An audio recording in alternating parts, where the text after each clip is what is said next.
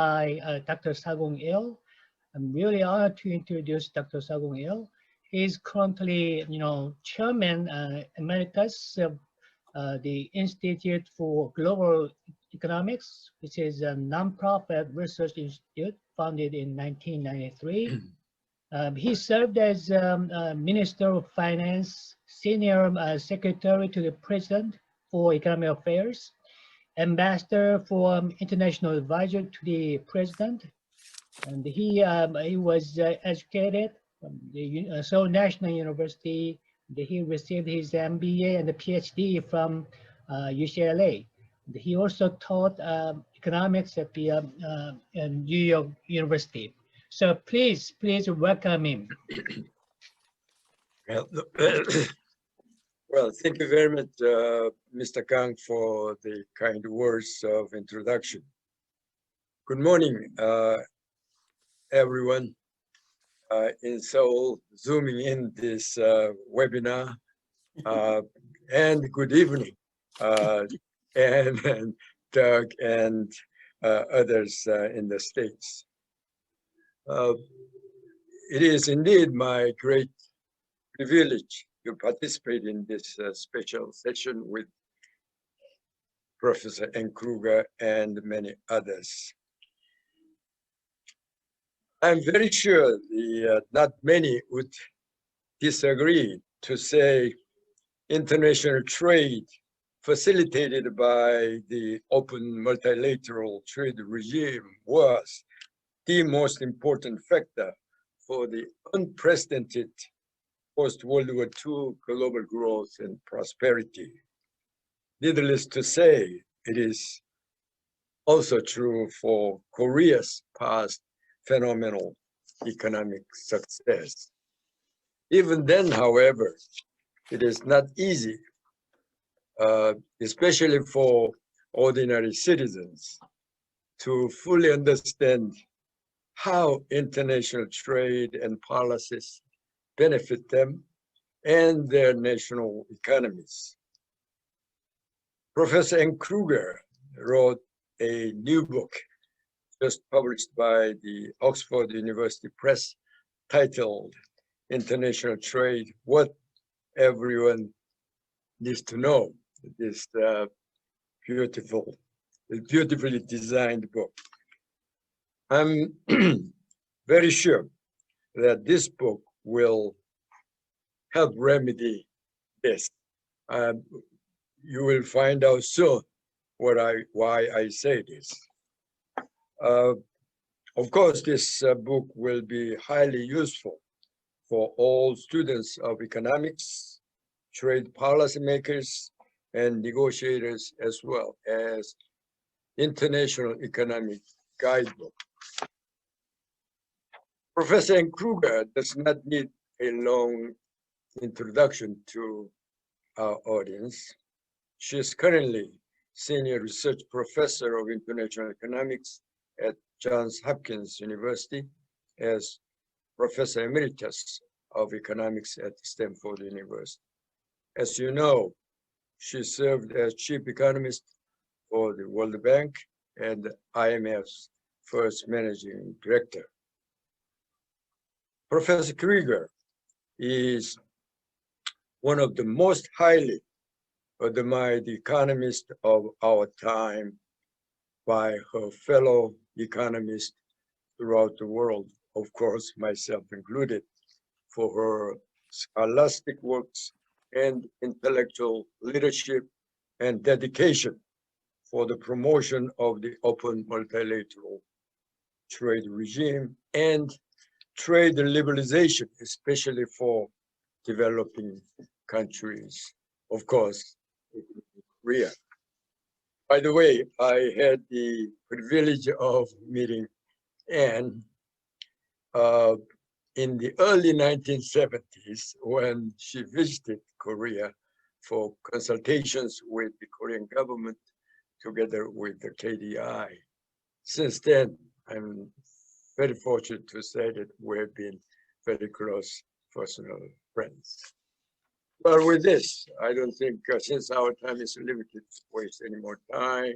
So why don't I invite ask Professor Krueger to tell us all about the book, perhaps in addition to share your insights regarding the Biden administration's expected trade policies and their implications for the world, Korea in particular.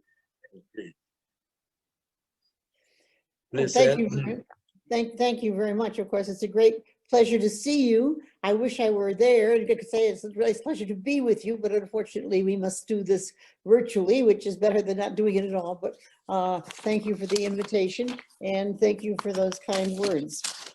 Virtual is the way we have to do this, so we will. In the summer of 2016, which is now 4.5 years ago, I guess, I was approached and asked if I would do this book. And at that time, as earlier, there had been a lot of people and journalists and so on who were saying economists didn't make their case, and if free trade was so good, how come economists couldn't explain it? And they wanted me to do this book on international trade, what everybody needs to know, with the purpose of indeed filling part of that gap. And I felt tempted to take up the challenge, and so I did. I told them, however, that I could not start on it for almost a year because I had too much else to do. But they agreed, and so what happened was about a year later, I was ready to start. But in the meantime, what happened was, of course, that President Trump came into office and US policy changed quite completely. I had thought I would be writing a book about the world economy with not very much focus on the US, but once the US did what it did, I changed my focus somewhat in the book, and so there is more on trade policy. So I'll be happy to follow up with what President Biden looks like he might be doing at the end of a few minutes here. But let me talk a little bit about how the book goes. And what I learned a lot actually from doing the book, surprisingly enough, because you do learn as you go along. But let me start by just pointing out that since World War II, the United States had really been a leader in international trade and had really led toward an open multilateral trading system in which the idea was that countries would all remain open. If they had any protection, it would be mostly tariffs, and they would be low and they could bargain with each other to cut them down, that there'd be no discrimination in trade policy, that you treat all your other country members the same way, you wouldn't treat one country better than another. And indeed, that when people were trading, the traders would be treated in the courts of the other country the same way as the nationals of that country would be. Well, this turned out to be a wonderful system for the world as a whole. And we had first the GATT, the General Agreement on Trade and Tariffs, and then it became the World Trade Organization in 1994, which was sort of a GATT plus because it had some additional powers and it had some additional responsibilities because it had been so successful. And the first thing to be pointed out is that since World War II, the world as a whole has had the most successful growth experience of any time in human history that we know of over a sustained period of time. There have been times when a country recovered after a war or something like that, and there were a good 10 years. But having a long sustained period of growth as we did after World War II, for the world as a whole, was very surprising. And it was not expected. But from 1947 through 2000, world trade grew in goods and services grew at twice the rate of world GDP, which tells you that it was a leading sector in all of that growth. And world GDP itself grew more rapidly than it had ever grown before. So we had this long period, and during that time, tariffs were being cut, all kinds of other restrictions on trade were being reduced.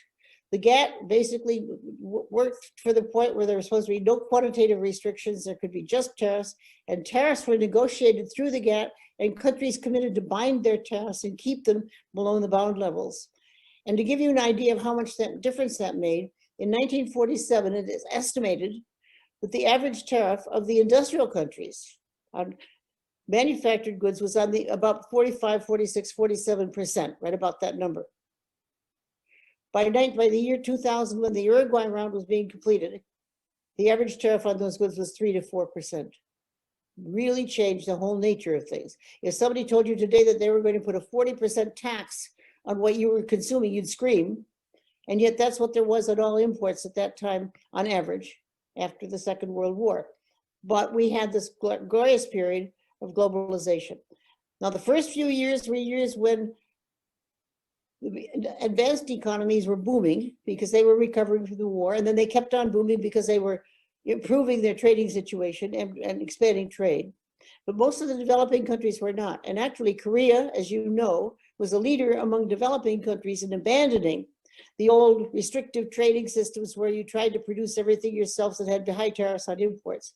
And in fact, in my book, I have quite a bit about the Korean success, showing how indeed the trade fit into being so important in Korea's development along the way, because Korea was one of the outstanding leaders, showing other developing countries, so that by the 1990s, other developing countries were also beginning to change their trade regimes and liberalizing and removing their quantitative restrictions, and they began growing faster too. So we've had a long period of very successful growth, not perfect and much more to be done, but we were doing well. And then, of course, along came President Trump. The US had been the leader in all of this, of course. We were the biggest economy in the world by far after World War II. We also had the lowest level of tariffs, so it was natural to be a leader. Along came President Trump, and he decided to smash the whole thing as best he could. And the next 4 years, from the viewpoint of an American economist, were a disaster. They were a disaster in other things besides trade, but of course I'm focusing on trade here. And in trade, a lot went wrong. The first thing he did practically when he was in office was withdraw from the Trans-Pacific Partnership, which was to be, as you know, a group of 12 Asia-Pacific countries who were going to have a free trade area among them, and which has been brought about without the United States as a comprehensive and progressive trade and partnership. But in any event, that was only the first thing he did, and he did so much more. He did something that most people would never have dreamt of. He said that he put on high tariffs on imports of steel and aluminum into the United States from everywhere in the world, and he put them on grounds of national defense.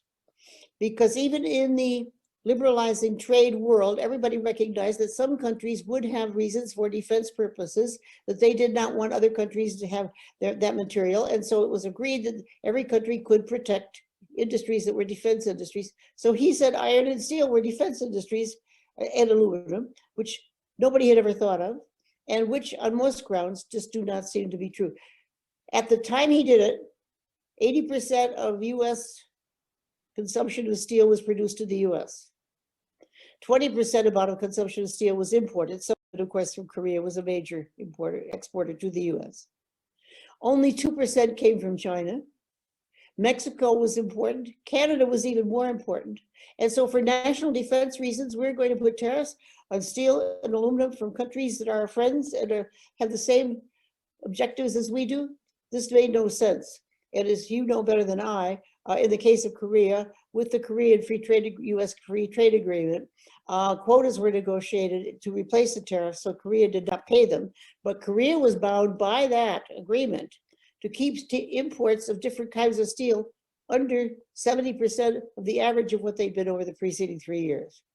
So Korea lost out one way, other countries lost out another, but the biggest losers were the United States, because we imposed a tax on ourselves that made our industries that use steel less competitive with the foreign industries that use steel. To give you an example of how bad it is, or was, it is estimated that from then until the end of the year before last, which is the latest data I've seen, about 88,000 additional jobs were protected in the steel industry, which was one of his objectives. But 10 times that many jobs were lost in steel using industries. So that in the United States, none of his objectives, in fact, were met. The auto industry faced higher prices than it otherwise would have for its inputs. It became less competitive, and so on and so forth. President Trump thought he was doing something about the trade balance. He did not. Our trade balance did not get better. And it was a defeatist move, like so many others, but that's what he did. He also announced that we were going to renegotiate NAFTA, the North American Free Trade Agreement, which he did. The new agreement is not as favorable to anybody as the old one. Even the steel workers and the aluminum workers in Canada and the United States protested that agreement, but he did finally take the tariff off steel and aluminum from those two trading partners, but not until about a year had passed. And it was one more thing along the way. And of course, he started the trade war with China. He said the trade war with China was because China was being unfair, and he had a number of things that he pointed to, including the theft of intellectual property, although I've never seen any proof. He said that cybersecurity was an issue, but there are legal protections for that.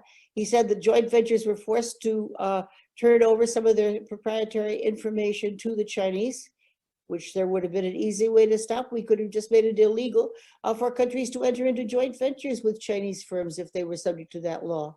It didn't have to be to do the things he did, but that's the way he did it. And the trade war was very bad in other ways. Ironically, one of the arguments for doing it was that China had state enterprises, and he didn't like that. He wanted a market-oriented system. But what did he do?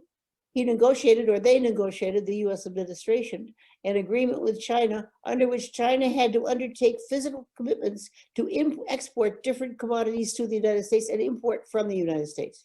Now, how do you have a market system when you're committed to importing so many tons of soybeans? Is that something you should do with the government or the market? So the United States, on the one hand, objected, and on the other hand, was imposing more state control over economic activity in China in order to meet the so-called objectives. And by the way, the last I saw, the Chinese had not even imported half of what they said they would for the year 2020, but the final numbers are not yet in, and there could have been, I suppose, a big surge at the end, but I kind of doubt it. At any event, he did other things too. The most serious of which, aside from these things, was basically the World Trade Organization, which of course is where we settle disputes and where we had the negotiations to reduce tariffs and all that. He basically declared war on the WTO. The WTO had been outstandingly successful in resolving conflicts between countries over trade policy.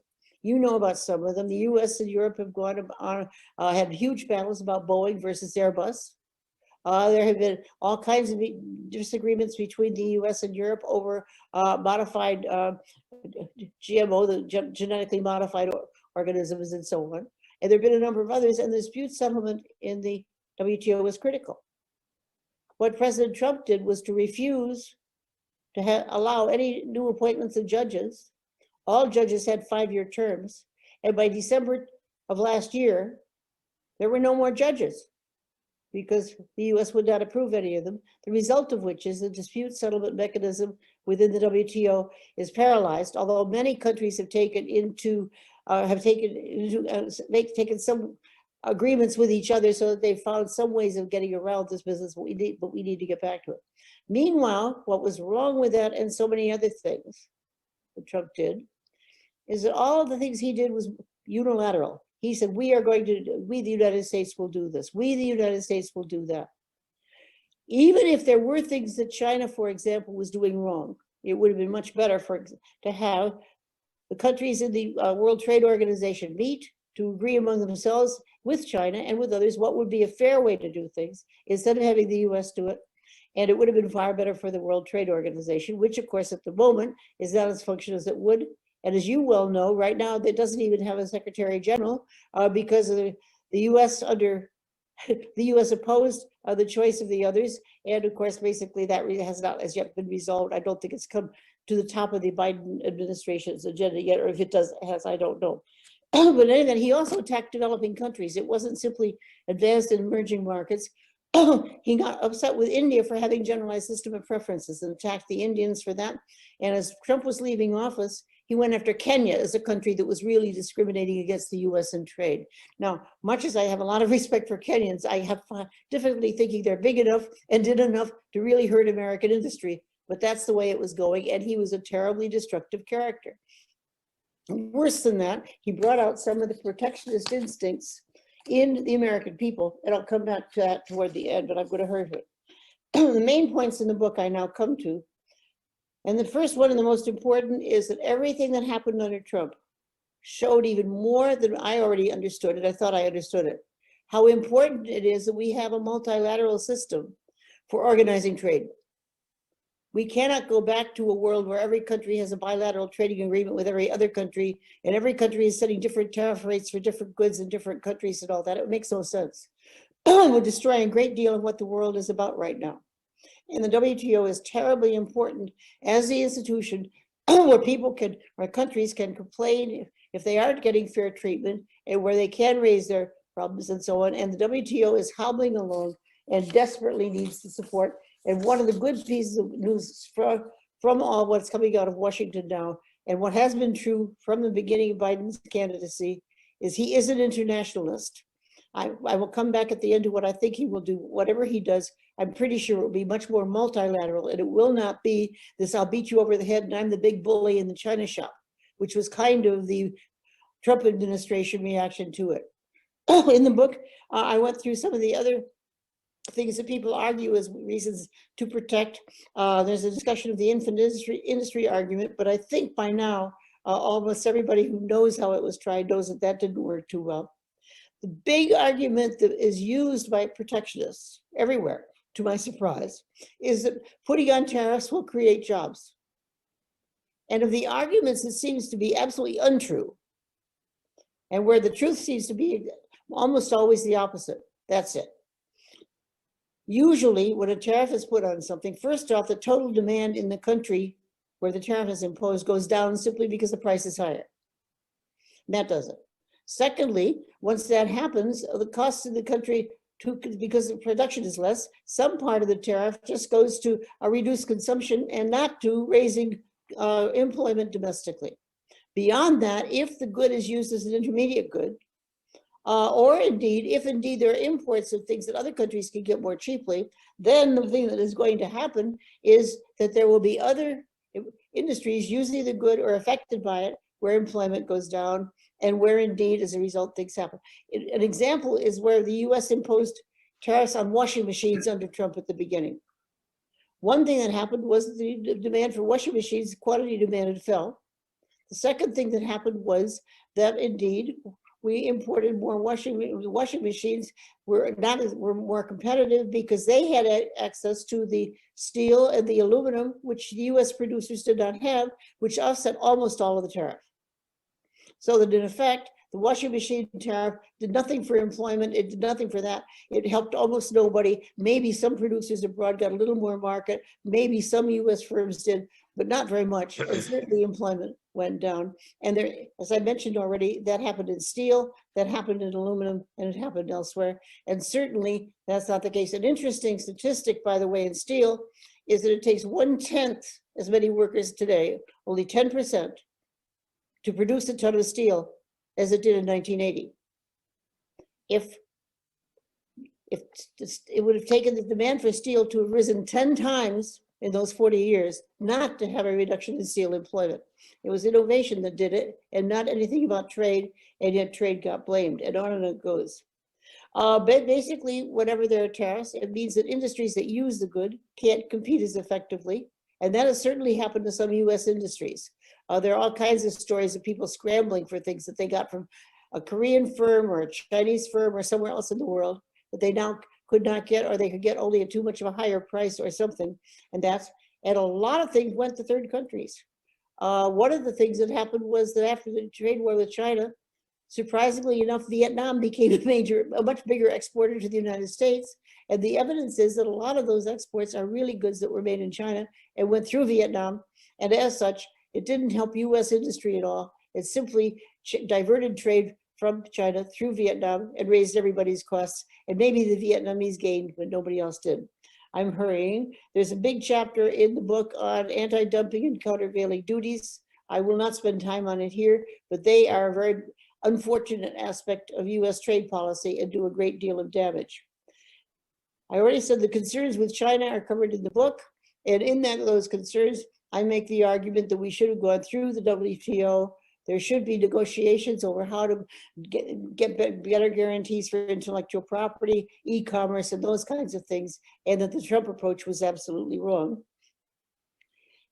Now, basically, I could go on and on with all of this, but given that I only want to give you some time, I'm going to go quite quickly and just get to the prospects of trade under Biden. There's good news and there's bad news. The good news I've already mentioned is that he is a multilateralist. He is an internationalist.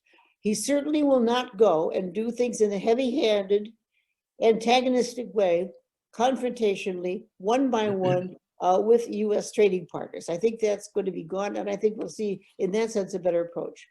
Unfortunately, President Trump did more damage than I would have thought possible, and US sentiment has not been as pro-trade as it used to be. At the beginning of the Trump administration, polls saying to Americans, do you think trade is a good thing or a bad thing? About 75 to 80% of Americans would say it was a good thing. Now that number is not as high, it varies by poll, but certainly the distrust of China has been brought up and has been used as inflamed some of the protectionist pressures in the United States. So, and President Trump and Biden has said that he will not address some of the trade issues very quickly. He's got more important things in terms of the pandemic and the economy that he needs to address at home first. I think that's true. But even once he gets to some of the trade issues and so on, I think it's going to be difficult to persuade him to lower some of the protection that was put on during the Trump administration to the extent we'd like, although I would hope that they will get around to doing things through the WTO, appointing a new Secretary General, agreeing to that, agreeing to getting some judges back on the dispute settlement mechanism, and otherwise making the international Organization for Trade, i.e. the World Trade Organization, more effective and strengthening it once again. So I think the outlook is that Trump did fuel or increase protectionist pressures in the US, there's no doubt. And that's going to be hard for Biden to reverse for a variety of reasons. I think he will to the extent he can, but I don't think it will be quite as good as I would like, or I think you would like. But it will be more multilateral, and that will give an opportunity for Europeans, Koreans, Japanese, Australians, Canadians, and others to bring the case for getting back to the open multilateral trading system and removing the protection to his attention more.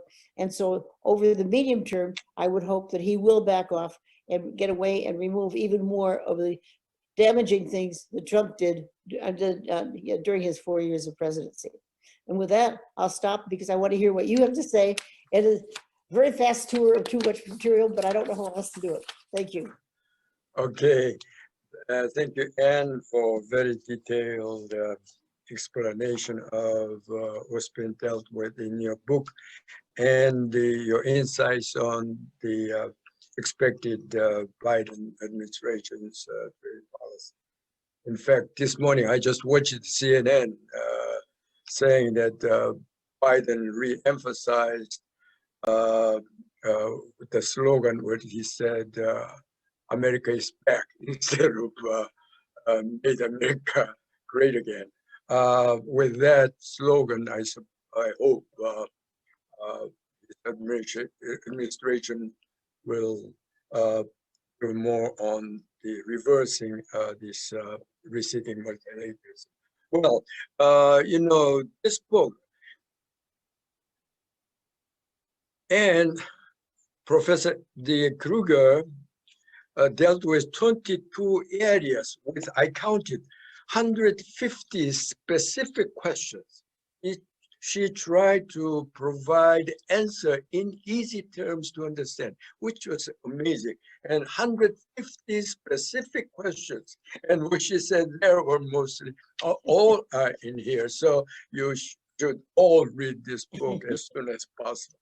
Well, with this, why don't I invite Professor Park Tae-ho first as a discussion. Again, Dr. Park is internationally renowned trade economist. Currently, he is heading a private research organization, Global Commerce Institute. He is a former dean of Seoul National University's Graduate School of International Studies and served the Korean government as Minister of Trade. So he is actually participating in the government's trade policy. Well, with this, Professor Park. Thank you, Dr. SaKong. I also have to hold this book for Anne Krueger. I had a copy too.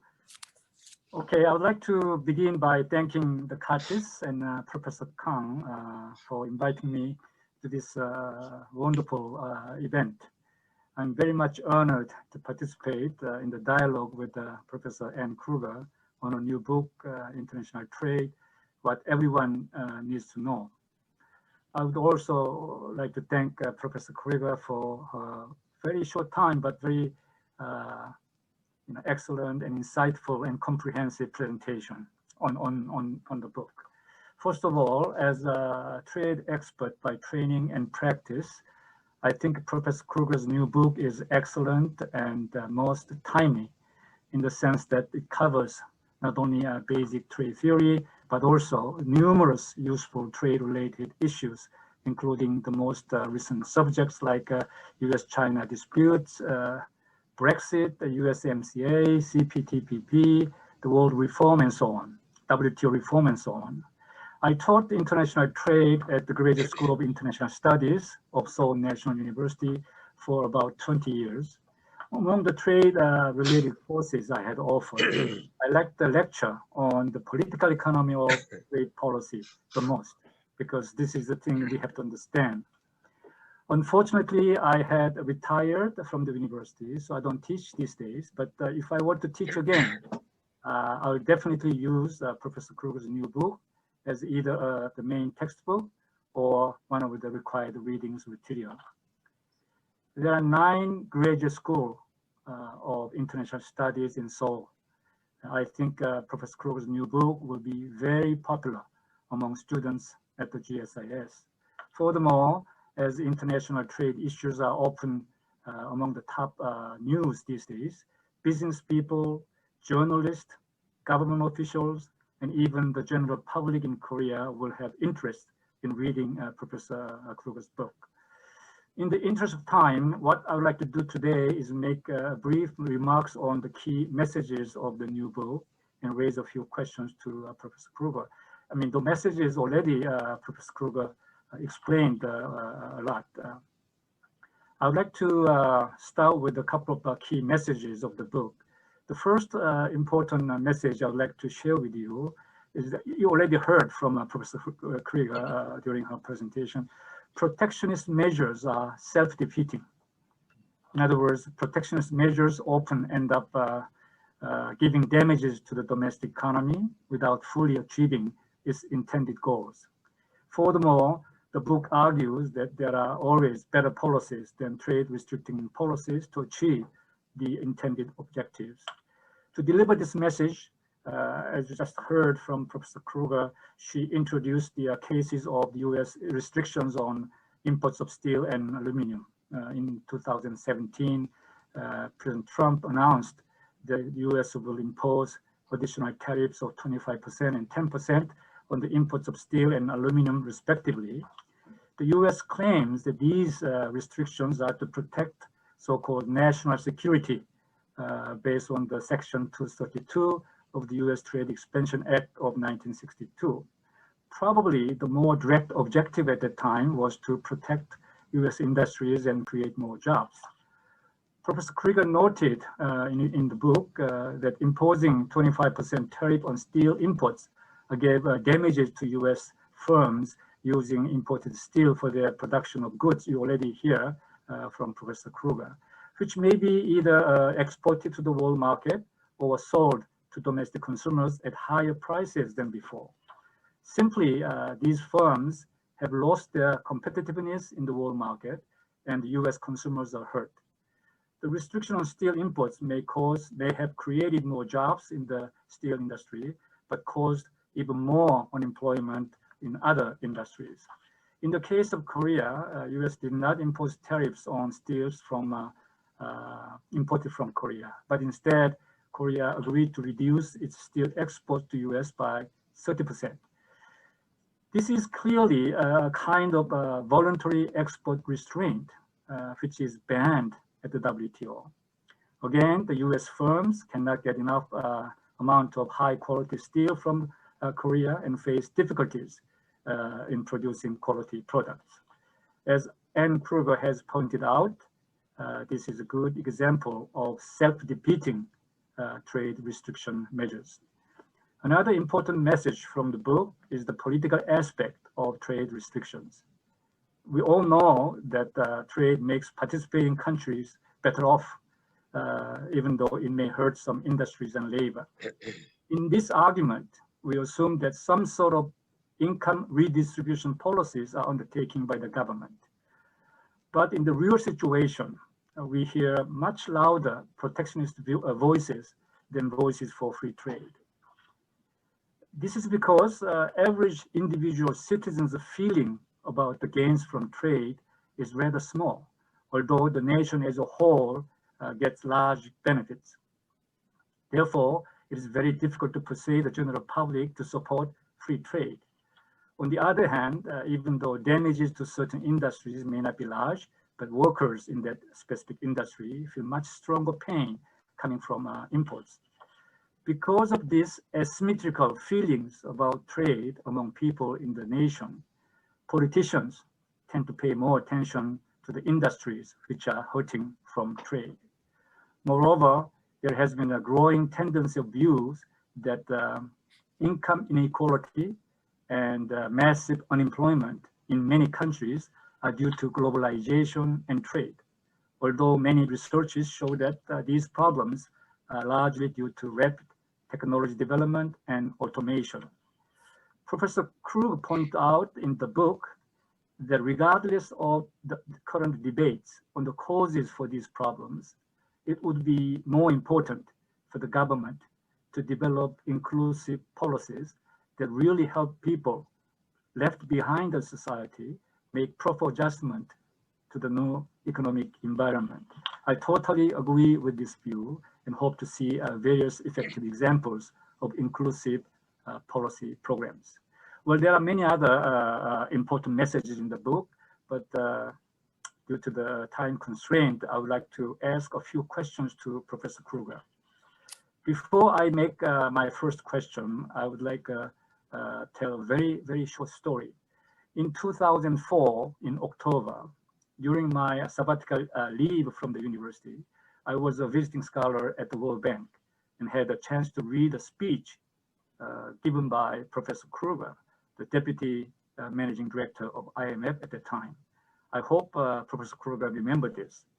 This speech was given for central bank governors from African countries during the IMF World Bank annual meeting held in Washington, D.C. I still keep the manuscript of the speech. I use this in my class. In the speech, Professor Krueger noted that one of the key factors to Korea's successful economic development was the outward-looking trade policy taken by the Korean government. With this as a background, I would like to hear Professor Krueger's view on the recent China's policy called dual circulation strategy, emphasizing the role of the domestic market for Chinese economic growth in the future. My second question is about the WTO, which currently faces huge challenges, already Professor Krueger mentioned. So many difficulties. Many trade experts note that a strong political support from member states is critically needed for the successful WTO reform.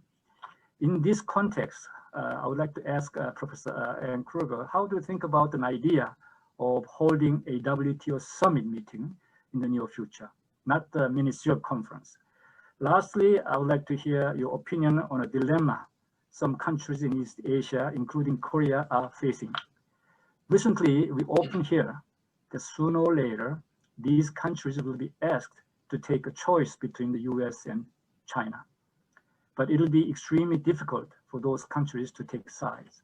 Moreover, the US and China are major trading partners of these countries. I want to ask Professor Krueger, what kind of recommendation you want to give to Korea in this case? I'll stop here. Thank you very much. Okay, good. Thank you very much. Why don't I collect all the questions and comments for Krueger to respond later? Okay, at this point, let me invite Professor Doug Owen, who is John French Professor of Economics at Dartmouth College, as you know very well. He is also a non-resident senior fellow at the Peterson Institute for International Economics. As you know, he is one of the leading scholars of trade policies and economic history in the United States. He is also a well-known as the author of many widely read books. The book titled Clashing Over Commerce, A History of U.S. Trade Policy, which was published by University of Chicago Press in 2017, was selected by the Economist and the Foreign Affairs as one of the best books of the year. So this tells you what kind of book he's writing about. Well, with this, Doug, please. Well, thank you very much. It's an honor and a pleasure to be here. And like Anne, I wish I was in Seoul to be with you in person, but unfortunately that's not possible. I do want to commend to you this book, which I also have. I think it's mandatory that we hold it up and remind you of why we are here. This truly is an amazing book. It's comprehensive, covering all topics and questions on trade that you might have. It is not thick.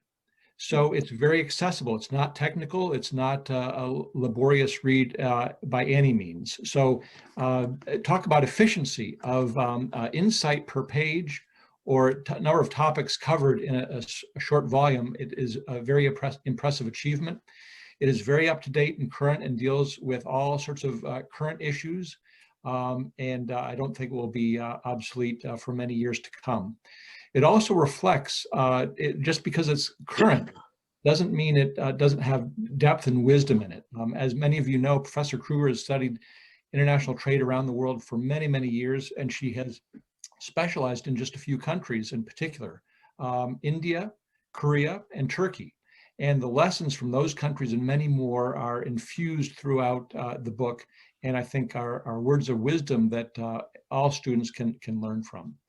In addition, it's very well written, it's very succinct, and it's just a fantastic overview of the whole subject. The one element that I particularly admire of it in it, and it's something that she reflected a bit in her remarks, is the idea of general equilibrium. I don't know whether she used that term, but it's the idea that when you think about trade, one of the problems is you think about one sector at a time. So if you think about imports coming in, hurting one sector maybe, if you stop your analysis there, you're going to be led to misleading conclusions. You have to think more broadly about the impact of trade in the economy. And as she illustrated, and is illustrated by US trade policy in terms of steel, when you protect one sector, you are inherently and necessarily deprotecting other sectors of the economy, either directly downstream using industries. So you may help the steel industry, but hurt the auto industry, hurt the machinery industry, or what have you, and directly lose jobs in those sectors. But you also indirectly hurt exporters through various channels. It could be an exchange rate channel, a retaliation channel, a higher cost channel, or what have you. And so international trade is a little bit more tricky for students than you might think in terms of one sector. And you'll get that general equilibrium framework implicitly throughout the pages of her book. So I highly recommend it to you and commend it to you, particularly not just students who I think will learn immensely from it, but even people who have studied international trade before. They'll get insights in terms of how to frame and think about various issues. Now, the organizers also asked me to very briefly speak also, as Professor Krueger did, about the outlook for US trade policy. Now, before I say anything about President Biden, I have, of course, to speak briefly about President Trump, because that is the inheritance that the administration has to deal with. To put it mildly, President Trump put a lot of stress on US trading partners and the US trading system. So even if there were not actions taken in all cases, countries such as Canada, longstanding allies such as Korea, were put under a great deal of stress because there were threats that were made, not false claims, but claims about the trade deficit or surplus, the fairness of trade deals. Korea, I think, managed to do relatively well under that period, even though it was very damaging, I think, from the US standpoint and from the world economic standpoint. But Korea was not alone. Many countries were put under this extreme stress, including Canada, with whom we've had a free trade agreement for many years and have relatively little trade friction. When we look back, I think, in historical terms about what the Trump administration did to US trade policy, some of this damage can be undone. But I think the one fundamental thing that will not change is the US relationship with China. That is, the Trump administration introduced this break from the past in terms of US trade vis-a-vis China. And I think that is part of the landscape going forward. So as Professor Bark said, that issue is not going to go away. Countries are going to have to think about how they position themselves between the US and China. The Trump administration, I think, did not put the US on a completely new path of US trade policy. So in studying the history, there are very few junctures where we completely changed the direction, the nature of US trade policy. But along the way, there are a lot of zigzags. There are a lot of one steps back for perhaps two steps forward. The problem with the Trump administration is they introduced problems where there were none, such as trade in North America, and they exaggerated problems that were already out there and other administrations had been dealing with. So what is the Biden administration's? What is their take on trade? What is the outlook? The good news, and very much like Ann here, there's good news and bad news. The good news is they're not looking to stir up trade troubles. They're trying to solve, I think they'll try to solve broader foreign policy problems that have been raised over the past 4 years. So they're not looking to introduce new trade problems. Their agenda is largely domestic, which means they largely want to bypass trade as best they can. At the same time, they're not going to be able to do so because the issues are so front and center. And trade has been part of the agenda for the past 4 years, and they're going to have work to do there. But as Ann mentioned, the foreign policy team that he has established is very much internationalist, and they very much are multinationalist. So we're not going to be moving in the unilateral path as much, and there will be much more cooperation. At the same time, there's not a lot of momentum, I think, to repair everything on the trade front. I think we're going to see largely, unfortunately, status quo. That is, we're not going to see any big change vis-a-vis China. They're not going to remove the steel tariffs immediately. At least that's not a priority. I would hope they would phase them out and do that relatively soon, but I'm not sure about that. They're not going to immediately try to go back into the Trans-Pacific Partnership, although I wish they would. We still have problems with the WTO. They will not be as intense as they were under the Trump administration, but they're longstanding problems that the U.S. has with the WTO, I think, that have not gone away. And unfortunately, the administration has, I think, bad instincts when it comes to issues such as labor and trade agreements and Buy America programs. So I think that the good news is that U.S. trade policy is not going to get worse. There will be some repair, but I also am not terribly optimistic that it's going to get a lot better. I think we just have to accept the fact that we are not in the world of the 1990s and the early 2000s when there's tremendous momentum behind liberalization and we could enjoy the fruits of that. We are in sort of a mode where we have to defend the institutions that we have and try to strengthen them as best we can, but not a lot of liberalization, at least I can see in terms of US leadership coming. But at least the damage, I think, will end and there will be some repair taking place. Thank you very much. Well, thank you, Professor Irwin, for very illuminating statements and remarks. It is a very rare opportunity to have Professor Krueger and the distinguished panel for our audience, and therefore there must be many. I know there are many who would like to participate in Q&A sessions. Unfortunately, our time is very limited. So we have to limit the number of scholars to participate in Q&As. Professor Zhou, you want to say something, or you have anything to? Okay. So maybe two or three here present to participate in Q&A sessions. Maybe first with starting with the Dean An and Professor Kang, and then Dr. Yes. Thank you very Dean An, much. please. Yes, let me echo. Short questions, and we only have very limited time. Yes. Let me echo the appreciation of this wonderful opportunity by Professor Krueger. I would like to hear more about the currency manipulation issue you discussed in the book. The Commerce Department introduced the countervailing duty action against Vietnam, and it can be potentially the opening Pandora's box because they extended the action toward China now. So Could you make a brief comment on this issue, if possible? Okay. Now, please make note of it, Professor Krueger, and then Professor Kang, please. Yes, very quick question.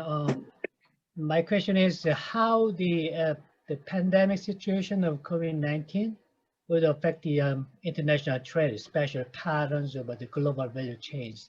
Do you think it could be persistent? That's the question I have. Thank you. Okay, thank you. Now, Dr. Chung, please. Okay, thank you very much for the wonderful presentation and discussions.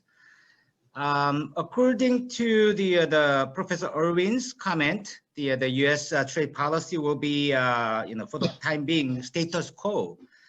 I agree, but then what does the President Biden mean by saying that America is back and ready to lead the world? And he has been emphasizing the allies.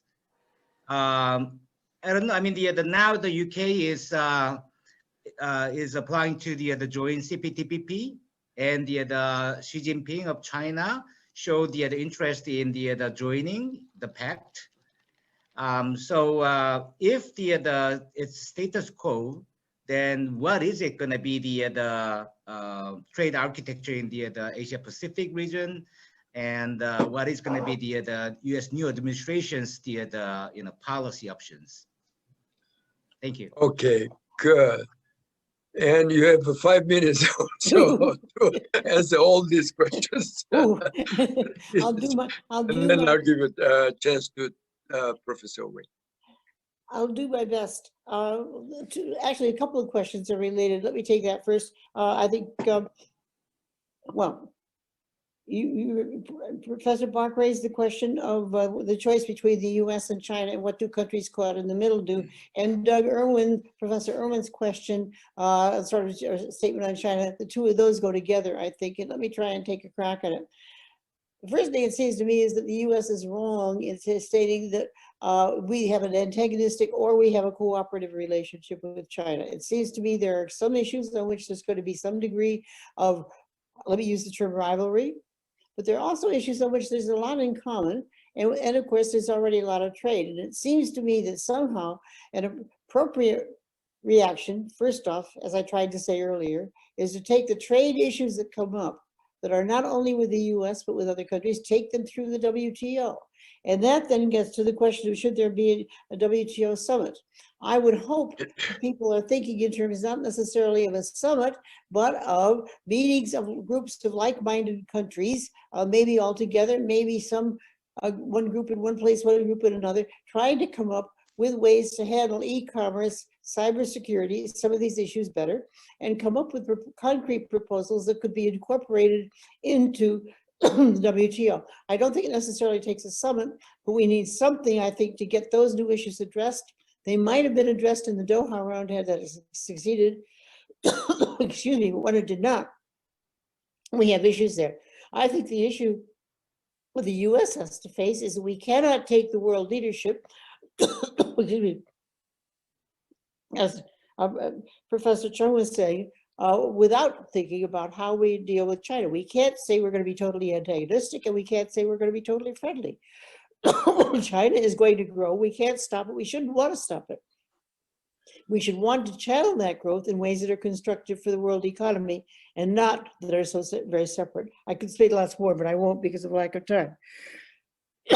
What about CVD in Vietnam?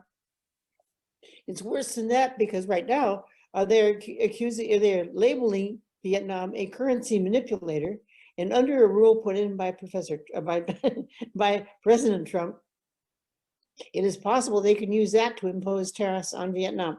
I think the Biden administration will not do that, but Vietnam has exported a lot more to the U.S. because of the trade war with China, and as such has been a big beneficiary. And they are now worrying about it, saying, look at the surplus that Vietnam has in trade.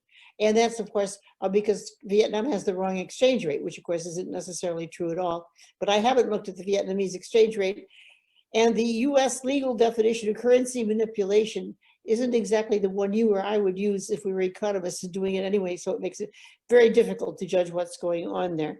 But the countervailing duties, again, now the currency manipulation can be used as an argument in that, so you can say, okay, the country, by keeping its exchange rate undervalued, basically was subsidizing exports, and that's what they're using. Where it will go to, I don't know. I hope not very far, because it's a dangerous argument and it doesn't make a lot of sense in most contexts. I see if I can get one more in here. Oh yes, COVID, that's the last one I wanted to just very quickly do. That's an interesting one, because everybody's figuring out that we need to have trade. Obviously, some countries don't produce vaccines at all and won't even after they're well known and discovered. But there were also medical supplies, personal protective equipment, and so on. And I think quite clearly the lesson from that is that we do need each other, and we do need to trade, and we need to keep trade channels open. This latest maneuver of the European Union, which looks as if they are trying to keep their stuff for themselves with AstraZeneca and stuff, I think is because of AstraZeneca and the way the contract was written. I do not think it's a general statement of protectionist policy on the Europeans' part. I hope I'm right on that. AstraZeneca says that they did not sign, they had a contract, they're keeping it, and the Europeans claim they're breaking it, and that's why they're going to seize the product in the European market. I don't think that's going to happen. I think that will work out. And so far, at least, the trade statistics on all of the stuff related to the medical supplies and equipment and the vaccines itself do not look as if trade restrictions have been big. And I think that's terribly important and may, in fact, speak well for free trade. But it's early days. There's still lessons to be learned. And the last thing I would say is that it is partly in response to Doug Irwin's pessimism a bit.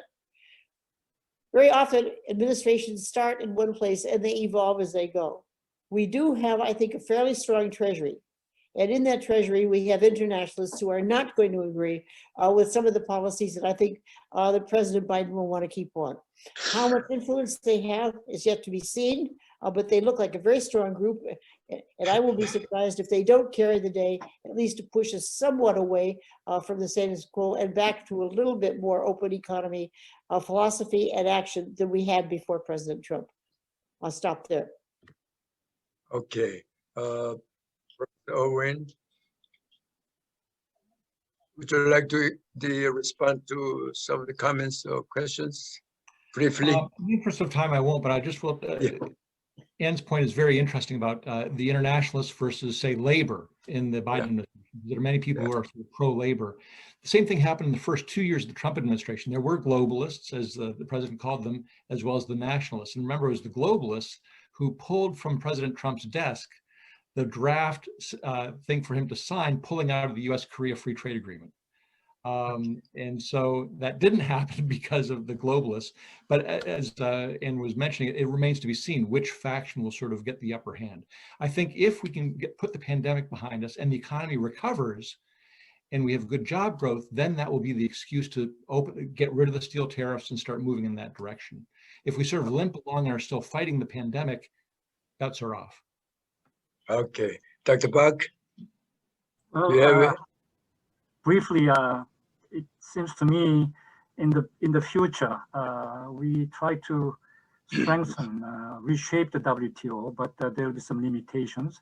So I think in the future, the global governance of trade will be kind of multi-track kind of approach, namely WTO efforts being made, and also at the same time, mega regional trade agreement is moving forward. And then also, as Professor Krueger pointed out, some plurilateral, among like-minded countries focusing on specific issues. I think these three things will move together quite some time. This is my comment. Thank you.